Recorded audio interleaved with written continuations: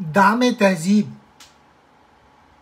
اقبال کو شک اس کی شرافت میں نہیں ہے، ہر ملت مظلوم کا یورپ ہے خریدار۔ یہ پیر کلیسا کی کرامت ہے کہ اس نے بجلی کے چراغوں سے منور کیے افکار۔ جلتا ہے مگر شام و فلسطین پہ میرا دل، تدبیر سے کھلتا نہیں یہ عقدہ دشوار۔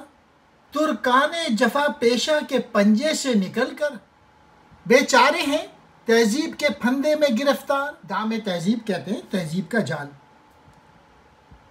اقبال کو یورپ والوں کی اس خصوصیت میں کوئی شک نہیں کہ وہ ہر مظلوم ملت کے ہمدرد بن جاتے ہیں۔ مسیحت کے رہنماؤں کی کرامت یہ ہے کہ انہوں نے بجلی کے چراغوں سے یعنی بلبوں سے خیالات میں روشنی بھر دی، یعنی سادہ لوگوں کو اپنی طرف راغب کر لیا۔ مگر میرا دل شام اور فلسطین کی حالت زار پر بہت تکلیف محسوس کر رہا ہے۔ ایسی عجیب گتھی ہے جو سلجھنے کا نام نہیں لیتی، یعنی کوئی تدبیر کارگر نہیں ہوتی۔ ان ملکوں کے غریب لوگ ترکوں سے تو آزاد ہو گئے، کیونکہ ایک زمانے میں شام اور فلسطین جو تھا وہ ترکوں کا علاقہ تھا، لیکن اب وہ یورپی لوگوں کے پھندوں میں پھنس کر رہ گئے۔ حالانکہ جس وقت شام اور فلسطین اور دوسرے عرب ممالک ترک کی حکومت میں شامل تھے، اس وقت یورپی لوگ ترکی کو ظالم گردان رہے تھے، لیکن جب خود فرانس اور برطانیہ نے ان پہ قبضہ جما لیا تب ان کے ضمیر کی طرح ان کی آگ بھی اندھی ہو گئی۔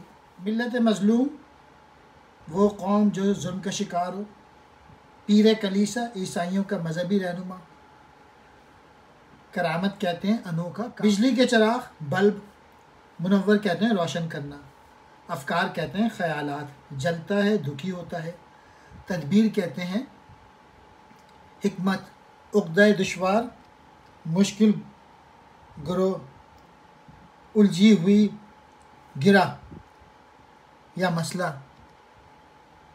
ترکان ترکی لوگ، جفا پیش ظالم، بیچارے بے بس، پھندا جال، گرفتار کہتے ہیں قیدی کو۔